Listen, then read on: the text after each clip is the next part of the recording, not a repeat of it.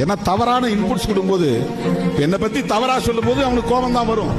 அது உண்மையா பொய்யா என்று அவனால் ஆராய தெரியாது. திருமாவளவன் நம்ம ஆளுங்களுக்கு எதிரி அப்படின்னு சொன்னா போதும், நம்ம சாதிக்கு எதிரி அப்படின்னு சொன்னா போதும், அவனுக்கு கோபம் வரும். திருமாவளவனுடைய அரசியல் என்ன, அவன் 30-40 ஆண்டுகளாக என்ன பேசியிருக்கிறான், யாருக்காக நின்றிருக்கிறான், எந்த அரசியலை உள்வாங்கி இருக்கிறான், எப்படி இந்த அமைப்பை நடத்துகிறான் என்பதை யாரும் சொல்ல வாய்ப்பில்லை. அவனும் அதை தெரிந்து கொள்ள வாய்ப்பில்லை.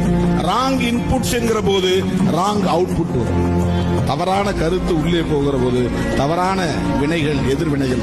20 வருடங்களுக்கு முன்னால் நான் சொல்லுவேன், என்னுடைய படத்தை பார்த்து சாணி எடுத்து அடிக்கிறான், என்னுடைய காரை பார்த்து கல் எடுத்து அடிக்கிறான் என்ற நிலை வருகிற போது நான் சொன்னேன், இந்த தம்பிகள் ஒரு நாள், கல்லெடுத்து வீசும் தம்பிகள் ஒரு நாள் பூவெடுத்து வீசுவார்கள், நீங்கள் பொறுமை காக்க வேண்டும் என்றுதான் நான் அமைதிப்படுத்தி இருக்கிறேன்.